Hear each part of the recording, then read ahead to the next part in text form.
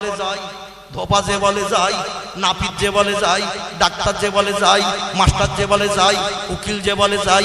এখনকার 50,000 নয়, এখান থেকে কম বেশি 400 বছর আগের 50,000। বন্ধুগণ, দাম ছিল না? ছিল না? দাম ছিল কিনা? আমরা তো ছোটবেলায় যখন বসিরহাট মাদ্রাসায় এসেছি 5 পয়সা করে কটকটি খুব খেয়েছি, আর এখন 2 টাকা না দিলে কটকটি হয় না, ঠিক কি না? মুরগির ডিম বিক্রি হয়েছে 10-12 পয়সা, হাঁসের ডিম বিক্রি হয়েছে 15 পয়সা। এখন পোল্ট্রি মুরগি যা স্বাদ নাই তারও দাম এখন 4.5 টাকা, 5 টাকা, ঠিক কি না? তাহলে যত দিন যাচ্ছে মালের দাম বাড়ছে না কমছে? তখনকার 50,000 টাকা নেওয়ার জন্য সবাই কাজকর্ম ছেড়ে দৌড়িয়েছে। একটা পাথর ধরে বসিয়ে দেব, সঙ্গে সঙ্গে 50,000 টাকা গিফট পাবো। সারা জীবন আর খাটাখাটনি করতে হবে না, ভাঙাবো আর বাজার করবো, খাবো। ইমাম বলে মাইনে তো কম, আমিও যাই। মুয়াজ্জিন বলে তুমি যাচ্ছ যখন আমি আর বসে থেকে কি করবো, তোমার সঙ্গে লাইন দেই। মুয়াজ্জিন যায়, ইমাম যায়, মাস্টার যায়, ডাক্তার যায়, কবিরাজ যায়, বৈদ্য যায়, হাকিম যায়, ধোপা যায়, নাপিত যায়, কামার যায়, কুমোর যায়। চাষি বলে তাহলে আর নাঙল চালিয়ে কি করব, যদি আমার নসিবে উঠে যায়। যাই দেখি একবার হাজার হাজার মানুষের সমাগম হয়ে গেছে। আগ্রার তাজমহলের সামনে পাথর বসানো হবে, ভিত স্থাপন হবে। কোন একটা নতুন কাজ করার সময় সরকারি মন্ত্রীরা আসে কিনা? আমাদের বসিরহাট নদীর উপরে ব্রিজ হলো, উদ্বোধন হলো কিনা? হাজার হাজার মানুষ আসলো, নেতারা আসলো, উদ্বোধন করে দিল। এই রকম উদ্বোধন হবে, ভিতরের কাজ হবে।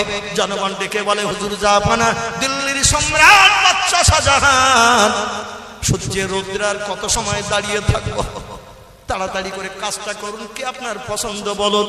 উনি বললেন কে তাঁতি আর কে কামার, কে কুমোর, কে সুতর, কে ধোপা, কে নাপিত, ডাক্তার, কবিরাজ, মাস্টার, হাকিম, বৈদ্য, জজ আর ব্যারিস্টার, কে মুয়াজ্জিন আর কে ইমাম, কে মুক্তাদি। আমি ওসব দেখবো না, কে সাদা আর কে কালো, কে ধনী আর কে গরিব, কে রাজা আর কে প্রজা, আমার দেখার কোনো প্রয়োজন নাই। আমি তারই হাত দিয়ে প্রথম পাথরটা বসিয়ে আমার 22,000 মিস্ত্রিদের আর বসিয়ে বসিয়ে খাওয়াবো না, কাজ স্টার্ট করবো। যার 40 বছরের ভিতরে একদিনও ফজরের নামাজ কাজা না,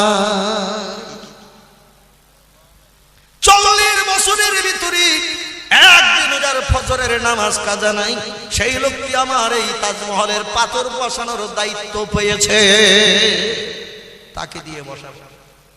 ইমাম বলছে আমি বাড়ি যাচ্ছি। মুয়াজ্জিন বলে তুমি যদি বাড়ি যাও তাহলে আমি আর দাঁড়িয়ে কি করবো, আমিও তোমার সঙ্গে পিঁপড়ের মতো লাইন দিচ্ছি। যারা প্রতিদিন 5 ওয়াক্ত নামাজ পড়ে, মুয়াজ্জিন ইমাম কিনা, এরা যদি এবার বাড়ি যায় তো মুক্তাদি আর থাকবে নাকি? সুতোর কামার বলছে জীবনে তো মসজিদ মুখা হইনি, তাহলে আমাদের আর সূর্যের রৌদ্রে দাঁড়িয়ে কি লাভ, চল বাড়ি যাই। ও তো আমাদের কারো নসিবে জড়বে না। আগে যদি জানতাম এরকম বলবে তাহলে কি আর আসতাম নাকি? কিন্তু আমরা চিন্তা নিলাম চেহারা দেখে যদি পছন্দ হয় হয়তো আমাদের তকদিরে জুটে যাবে 50,000। কিন্তু হায় রে, মনে মনে কি চিন্তা নিয়েছে তা কে জানে। শুনে তো সব খুশি, কিন্তু কারো আমল আছে নাকি? ইমাম মুয়াজ্জিন চলে যাচ্ছে, মুক্তাদিও পিছনে লাইন দিয়েছে। সুতোর কামার, ধোপা, নাপিত, ডাক্তার, কবিরাজ এরা তো মসজিদ মুখ হয় না। ওরা বলে আমরা আবার সূর্যের রৌদ্রে দাঁড়াবো না, চল বাড়ি যাই। এক মুহূর্তের ভিতরে ময়দান খালি। বাদশা শাহজাহান বলছে কুমকুমিয়া কি, আমার দেশের প্রজারা একটু দাঁড়িয়ে যাও, দাঁড়িয়ে যাও। আজকের দিনক্ষণ ঠিক করেছি, পাথর বসিয়ে কাজ স্টার্ট হবে। সবাই যদি চলে যাও তো পাথর বসানো কে দেখবে, একটু পাথর বসানোটা দেখে যাও। জনগণ বলছে আপনি যা ঘোষণা দিয়েছেন লোক পাওয়া যাবে না, বেকার সূর্যের রৌদ্রে দাঁড়িয়ে আর সময় নষ্ট করব না। উনি বলছেন আমি আজকের যখন ঘোষণা দিয়েছি আজকেরই পাথর বসানো হবে। বলে কে বসাবে, একটু হাত তুলতে বলেন। কিন্তু হাত তো আর কেউ তোলে না। উনি বললেন কেউ যখন হাত তুলছো না, দায়িত্ব আর নিচ্ছ না, তাহলে আমি পাথরটা বসিয়ে দেব, একটু দেখে যাও। একটু জোরে বলা যাবে না সুবহানাল্লাহ? নারে তাকবীর। জনগণ বুদ্ধিমতী, বুদ্ধিমান, চালাক লোকজন বলে একটু আগে বললেন 40 বছরের ভিতরে একদিনও যার ফজরের নামাজ কাজা নাই। আর 5 ওয়াক্ত নামাজের ভিতরে ফজরের নামাজ পড়াটা খুব সুবিধা তো নাকি? ফজরের নামাজ পড়া মাঘ মাস আর পৌষ মাস দুটো মাস যেন বিষের মতো লাগে, ঠিক কি না? বীর যেমন বিপদ, এই মাস দুটো নামাজীদের কাছে তেমন বিপদ। যদি একটু কনকনে শীত পড়ে, কম্বল একটা জায়গায় দুটো মুড়ি দেয়, ঠিক কি না? মুয়াজ্জিন চাচার আজান যাতে কানে না আসে, মসজিদে যাতে আর যেতে না হয়। ছেলেরা তো এখন সুবিধাবাদ জিন্দাবাদ, ও একটা কম্বল মুড়ি দিয়ে শুয়ে থাকে সারা রাত, আর ভোরবেলা চাচা যে আজান দেয় পার কাছ থেকে 3টে টেনে নিয়ে 4টে মুড়ি দেয়, যাতে চাচার ওই আজান 4টে কম্বল ফুরিয়ে যেন কানে না যায়। মরবে চাচা, তুমি মরো, আমরা জীবনে মসজিদ মুখা হব না। তবে জোহরের সময় যদি বলতে আসসালাতু খায়রুম মিনান নাওম, গোসল করতে যাওয়ার সময় একবার তোমার সঙ্গে দেখা করে যেতাম। আসরে যদি বলতে 1 কাপ চা তোমারে দিয়ে খুঁজি করতাম। মগরিবে যদি বলতে 1 আধটা সিগারেট পেট বিড়ি টিড়ি তোমারে দিয়ে আসতাম। এশায় যদি বলতে বাড়ি যাওয়ার সময় নিমন্ত্রণ করে যেতাম, খোকার মা যা রান্না করেছে আসুন চাচা দুজন মিলে খাই। কিন্তু ভোরবেলা তুমি কেন বাড়তি শব্দ বলো আসসালাতু খায়রুম মিনান নাওম? তোমাদের শান্তির ঘুমের বিছানা থেকে আল্লাহর ইবাদত বন্দেগী নামাজ উত্তম। চাচা ওই সময়টা বড় কষ্টের সময়, বিপদের সময়, ঠান্ডার সময়। ওই ভোরবেলা বলো না, অন্য সময় বলো। কিন্তু মুয়াজ্জিন অন্য সময় বললে কি মানাবে নাকি? অন্য সময় বললে তো মানাবে না, এই জন্য মুয়াজ্জিন ভোরবেলা বলে। আর এই ফজরের নামাজ সব থেকে কষ্টের নামাজ কিনা?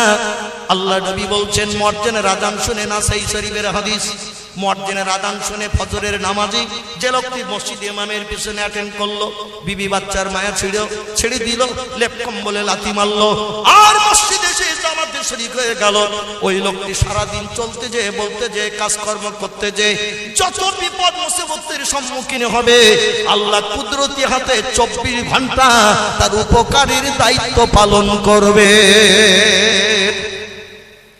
24 ঘন্টা আল্লাহ তার সাহায্যের জন্য ওয়াদা করেছেন। জোরে বলুন একটু সুবহানাল্লাহ। উনি দেখে বলবেন তোমাদের কারো বাড়ি ইউনিট 5 জন, কারো বাড়ি 7 জন, কারো বাড়ি 9 জন, কারো 11, বাপ মা রয়েছে, বোন রয়েছে, ভাই রয়েছে, বিবি রয়েছে, বাচ্চা রয়েছে, 5 জন 7 জন 9 জন 11 জন ইউনিট নিয়ে তোমরা সংসার চালাও। আর বর্তমান ভারতবর্ষের 4.5 কোটি জনগণ আমার বাচ্চা কাচ্চা। আমি এই দেশের রাষ্ট্রনেতা, এই দেশের জনগণ হলো সব আমার প্রজা, আমার বাচ্চা কাচ্চা হিসাবে বিবেচিত। আমি হলাম এদের অভিভাবক, ঠিক কি না? রাষ্ট্রনেতা যিনি, তিনি হলেন জনগণের অভিভাবক। 4.5 কোটির মতো জনগণের অভিভাবক আমি এত জনগণের চিন্তা মাথায় নিয়েও 40 বছরের ভিতরে একদিনও ফজরের নামাজ কাজা করিনি। সারা ভারতের জনগণের চিন্তা আমার মাথায় থাকা সত্ত্বেও আমি 40 বছরের ভিতরে একদিনও ফজরের নামাজ কাজা করিনি। জোরে বলুন একটু সুবহানাল্লাহ। এই জন্য আমি ঘোষণা দিলাম, তোমাদের যদি কারো আমল থাকে তাহলে পাথর বসাও, যদি না থাকে তাহলে আমি বসিয়ে দেব, দেখিয়ে যাও। জোরে বলুন সুবহানাল্লাহ। 40 বছর একটানা ফজরের নামাজ আদায় করেছেন যিনি, এ লোকটা আল্লাহওয়ালা না শয়তানের অনুচর? এ লোকটি হলো আল্লাহওয়ালা। এই লোকটির হাতের পাথর বসানো স্মৃতি আগ্রার তাজমহল দাঁড়িয়ে রয়েছে। কিয়ামত পর্যন্ত পৃথিবীর কোন দেশের বিজ্ঞানীরা, দার্শনিকেরা হাজার হাজার ফটোগ্রাফ করে নিয়ে পৃথিবীর উন্নত দেশের সরকারের কাছে পৌঁছে দিয়েছেন। ভারতের আগ্রার তাজমহলের পাথরের থেকে আরো দামি পাথর দিয়ে বানানো হবে। তাজমহলের উপকরণে ওই রকম আর একটা স্মৃতি। বিদেশিরা ভারতে না যে আমাদের দেশে আসবে সেটা দেখতে, আর আমাদের দেশে দেখতে আসলে আমাদের দেশের সুনাম হবে। কোটি কোটি টাকা ভারতের তাজমহলের জন্য মানুষ টিকিট কেটে যেমন দেখতে যায়, আমাদের দেশও আয় হবে। তোমরা দেখে এসো, ফটো করে নিয়ে এসো, আমাদের দেশে বানাও। সব দেশের বিজ্ঞানীরা, ইঞ্জিনিয়াররা যে ফটোগ্রাফরা সরকারের হাতে তুলে দিয়েছে, দেওয়ার পরে বললো কাজ কবে স্টার্ট হবে? বলে কোথায় কাজ শুরু হয়েছে, কোথায় শেষ হয়েছে এখনো খবর পাইনি। জোরে বলা যাবে না একটু সুবহানাল্লাহ? কোথায় কাজ শুরু হয়েছে, কোন জায়গায় কাজ শেষ হয়েছে এখন আমরা খবর পেতে পারিনি। এজন্য আমরা সূত্র পাইনি কিভাবে বানাবো তাজমহলের মেকার। এই জন্য আমরা ফিরে চলে এসেছি, বানানো সম্ভব হবে না। আল্লাহ বলে আমার ইমানদার বান্দার হাতের স্মৃতির মর্যাদা নষ্ট করবে, এটা কিয়ামত পর্যন্ত হতে দেব না। দিল্লির 3 জন ফকির, এরা ছিল আল্লাহওয়ালা, খোদা প্রেমী, খোদা ভক্ত। একজনের নাম পীর বাকিবিল্লাহ রাহমাতুল্লাহ আলাইহি, একজনের নাম খাজা কুতুবউদ্দিন বখতিয়ার কাকি রাহমাতুল্লাহ আলাইহি, একজনের নাম নিজামউদ্দিন আউলিয়া। আজ আমরা মুসলমান, তারাও ছিল মুসলমান। তারা কেমন মুসলমান ছিল, তাদের জীবনের দিকে দৃষ্টি নিক্ষেপ করলে কলিজা ঠান্ডা হয়ে যাবে। জোরে বলুন একটু সুবহানাল্লাহ। মুসলমানদের নিয়ে এখন হই হল্লোড় চলছে এই ভারতবর্ষের জমিনে।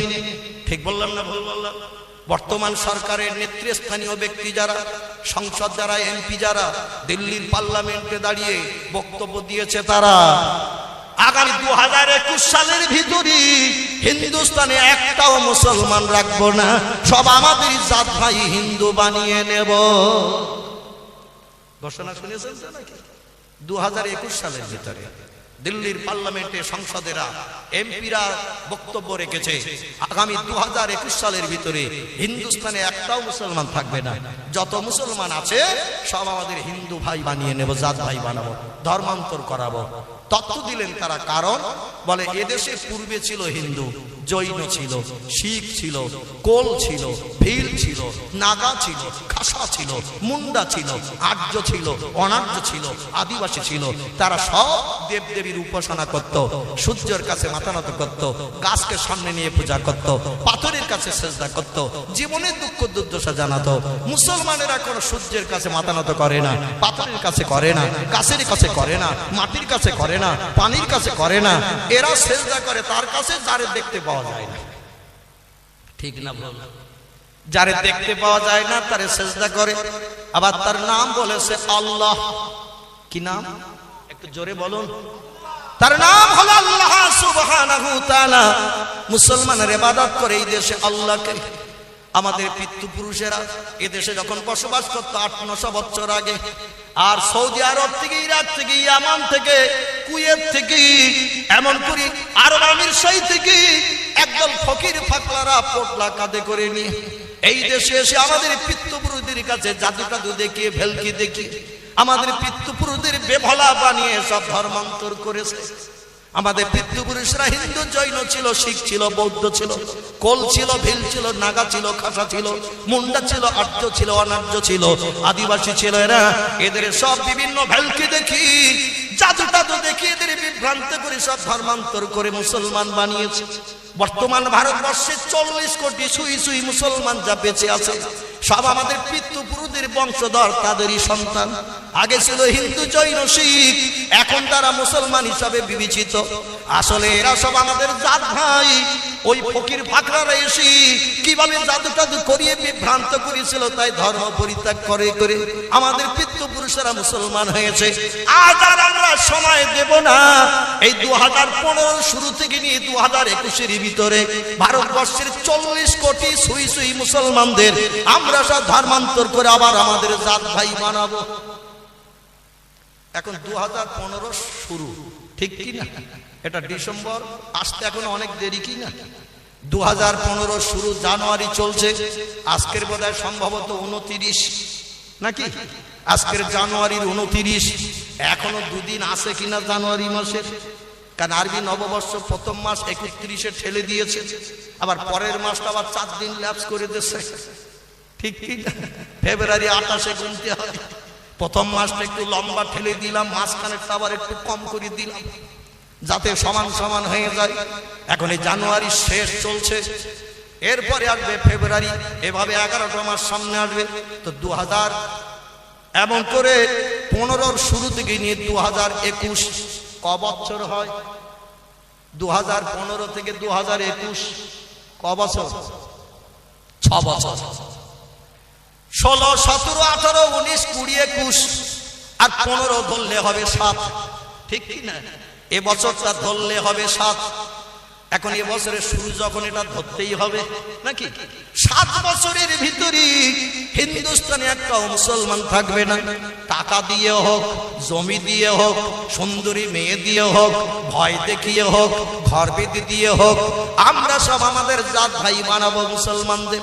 সময় নিয়েছে মাত্র 7 বছর। এখন এদের কথাটা বাস্তব কতটা সত্য, আজকের এই মজলিসে আমরা প্রথমে একটু যাচাই করব। আমরা এখানে যারা বসে আছি সব মুসলমান তো নাকি? সব মুসলমান তো নাকি? এখন যদি 4 লাখ করে টাকা দেয়া হয়, ধর্ম পরিত্যাগ করলে 4 লাখ পাবে। রাস্তার ধারে 10 কাঠা করে জমি দেয়া হবে, 2 তলা বিল্ডিং, 13 কামরা করে ঘর বানিয়ে দেব। আবার আমাদের ঘরে সুন্দরী নায়িকা মার্কা মেয়ে বিয়ে দেব। কে কে তোমরা ধর্ম পরিত্যাগ করে হিন্দু হবে? একটু হাত তোলো। এখন এখানে যদি আমি আপনাদের বলি এইরকম ফ্যাসিলিটি সুযোগ তারা আগামীতে দেবে ধর্মান্তর করার জন্য, কারণ পিতৃপুরুষেরা ভুল করেছে, ভুলের সংশোধনের জন্য কিছু তোহফা পুরস্কার তো দিতে হবে মুসলমানদের। টাকার লোভ দেখানো হবে, জমির লোভ দেখানো হবে, সুন্দরী মেয়ের লোভ দেখানো হবে, ঘরের লোভ দেখানো হবে। এখন এইরকম লোভ যদি আমাদের দেখানো হয়, আজকে আমরা এখানে যারা বসে আছি কজন একটু ধর্ম পরিত্যাগ করবেন? হাত তোলেন তো দেখি। টাকা পাওয়ার জন্য, জমি পাওয়ার জন্য, সুন্দরী মেয়ে পাওয়ার জন্য, 13 কামরা ঘর পাওয়ার জন্য কেউ রাজি না। কে হাত টাত্তি সব অকেজে টেজে হয়ে আছে নাকি? আমি যদি ধর্মের কথা না বলে যদি বলতাম আজকের এখানে সরকারি টাকা, আমি মৌলভী আবুল কালাম, আমার হাতে এসেছে কেন্দ্র থেকে, দিল্লি থেকে কিংবা পশ্চিমবাংলার রাইটার্স বিল্ডিং থেকে আমার কাছে টাকা এসেছে 29শে জানুয়ারি যেখানে মিলাদে যাবে ফতুল্লাপুর, এই চেক তোমারে দিচ্ছি, যারা জলসায় থাকবে ওদের সব 2 লাখ করে ফ্যাসিলিটি দেবে। পশ্চিমবাংলার মুখ্যমন্ত্রী কিংবা দিল্লির কেন্দ্রমন্ত্রী, এমন করে প্রধানমন্ত্রী নরেন্দ্র মোদী, তিনি যদি একটা চেক আমার কাছে পাঠিয়ে দেয়, দিয়ে যদি বলে আজকের সন্ধ্যাবেলা যেখানে জলসায় যাবে যত মানুষ হাজির হবে সব 2 লাখ করে, কে কে নেবে একটু হাত তুলতে বলবেন। এখন আমি যদি বলি 2 লাখ করে আপনাদের দেওয়া হবে, কে কে নেবেন হাত তোলেন। তা আপনারা হাত তুলবেন না? তুলবেন না? ফ্রি এমনি দেওয়া হবে। যার ডান হাত প্যারালাইজড মার্কা আছে ও বাঁ হাত দিয়ে ডান হাতটা ধরে, হুজুর আমারও লাগবে, কারণ ফ্রি টাকা, ফ্রি টাকা। এখন হাত না তুললে পাওয়া যাবে না। আমার তো সংসারে শান্তি নাই, সংসারে সুখ নাই, ব্যাংক ব্যালেন্স নাই, আর একটু হাত তুললে যদি 2 লাখ হয়, ডান হাত যদি প্যারালাইজড মার্কা, পক্ষঘাত মার্কা হয়, ও বাম হাত দিয়ে ডান হাতটা ধরে উঁচু করে দেবে কিনা? কি দেবে কিনা? একটু হুহা করবেন তো নাকি? না বাড়ির থেকে আসার সময় মেয়েদের সঙ্গে ঝামেলা টামালা হয়েছে, মন গরম গরম ভাব, যা বলে হুজুর বলুক, আমরা কিছু বলবো না। নবী ওয়াজ করতেন, সাহাবীদের কাছ থেকে শুনে নিতেন, সাহাবীরা উত্তর দিতেন, নবীর বলতে সুবিধা হতো। তাহলে নবীর সুন্নাত আমরা আদায় করতে রাজি আছি কিনা? আছে কিনা? আল্লাহ নবী বলছেন, মান তামাসসাকা বিসুন্নতি ইনদা ফাসাদ উম্মতি ফালাহু মিআতু আজরিন শহীদিন। একটু জোরে বলুন সুবহানাল্লাহ, একটু জোরে বলুন সুবহানাল্লাহ। আল্লাহ নবী সোনার জবানিতে জানিয়েছেন, আখির জামানায় শেষ যুগে মানুষ যখন আমার জীবন আদর্শ মানবে না, আমার জীবন বিধান মানুষ যখন মেনে চলতে চাইবে না, বিভিন্ন ধর্মাবলম্বীদের জীবন আদর্শ মেনে চলতে আমার উম্মতরা পছন্দ করবে, ভালোবাসবে, সেই যুগে কোন একজন ব্যক্তি যদি আমার একটা সুন্নাত জিন্দা রাখে, আমার একটা সুন্নাত যদি চালু রাখে, কিয়ামতের মাঠে আল্লাহ 100 শহীদের মর্যাদা ওই লোকটিকে দিয়ে সূর্যের রৌদ্র তেজে 50,000 বছর লম্বা দিন আর দগ্ধীভূত করবে না, কবর থেকে হাসিয়ে উঠবে, হিসাব নিকাশবিহীন 100 শহীদের মর্যাদা দিয়ে আল্লাহ তার জন্য জান্নাত হালাল বানাবে। নবীর সুন্নাত যদি একটা আমরা জিন্দা রাখি এই শেষ যুগে, হাসরের মাঠে আমাদের হিসাব নিকাশ হবে না, 100 শহীদের মর্যাদা নিয়ে জান্নাতে যেতে পারবো। জোরে বলুন সুবহানাল্লাহ। আজকের যে নবীর সুন্নাত আমরা মানছি না, তার বাস্তব প্রমাণ আজকের এই জলসায়। আমি বলবো না একটুখানি বলি, অন্যথা আপনাদের মগজে দুশ্চিন্তা থাকবে, ঘুম হবে না। হুজুর বললেন নবীর সুন্নাত মানি না। আজকে আমরা যেই নবিয়ানা মজলিসে এসেছি, আমাদের উচিত ছিল অন্তত হাড়ির তলা কালো মাথাটা একটা ঢেকে টুপি মাথায় দিয়ে আসা, ঠিক কি না? এই কোরআনী মজলিসে যদি টুপি না জুটলো, তাহলে যাত্রায় যখন যাবেন টুপি মাথায় দেবেন তো নাকি? ভিডিও দেখতে যাবেন টুপি মাথায় দিতে হবে, ফ্যাংশনে যাবেন টুপি মাথায় দিতে হবে, মদের দোকানে লাইন দেবেন মদ কিনতে, নাউজুবিল্লাহ, তাহলে টুপি মাথায় দিয়ে যেতে হবে। এখানে যদি টুপি না চলে তাহলে অন্য জায়গায় তো দিতে হবে নাকি? এই মজলিসে এসেছি যদি টুপি না জুটলো, তাহলে আর টুপিটা জুটবে কোথায়? নবীর সুন্নতকে যে জলাঞ্জলি দিয়ে পায়ের তলায় মারিয়ে দিয়েছি, এটাই হলো তার বাস্তব নমুনা। একটু জোরে বলুন নাউজুবিল্লাহ। তবে আমার অনেক যুবক ভাই সুবিধাবাদ জিন্দাবাদ, মাঘ মাস হয়েছে যখন অন্তত মাফলারে কাজটা মিটাই, ঠিক কি না? হনুমান টুপিতে কাজটা মিটাই, তাহলে হুজুরের মাথাও যেমন ঢাকা, আমাদেরও তেমন ঢাকা। মাঘ মাসে কাজ মিটে গেল আলহামদুলিল্লাহ, হনুমান টুপি আর মাফলারে কাজ মিটে গেল। কিন্তু চৈত্র মাস বৈশাখ মাসে যখন জলসা হবে, তখন আর মাফলার হনুমান টুপি চলবে নাকি? চলবে নাকি? তখন তো আর চলবে না, তখন তো মাথাটা ঢাকতে হবে। টুপি মাথায় দেয়া নবীর সুন্নত কিনা? কি নবীর সুন্নত কিনা? মুখে দাড়ি রাখা নবীর সুন্নত, হাঁটুর নিচে লম্বা জামা গায়ে দেয়া হলো নবীর সুন্নত। আল্লাহর নবী বলছেন, মান আহাব্বা সুন্নতি ফাকাদ আহাব্বানি ওয়া মান আহাব্বানি কানা মাই ফিল জান্নাহ। আমার মতো যে লোকটি মাথায় টুপি লাগালো, মুখে দাড়ি রাখলো, হাঁটুর নিচে লম্বা জামা পরিধান করলো, মিথ্যা কথা বললো না, চুরি ছিনতাই গুন্ডামি করলো না, অবৈধ মেয়েদের নিয়ে গার্ডেনে বসে হাওয়া খেলো না,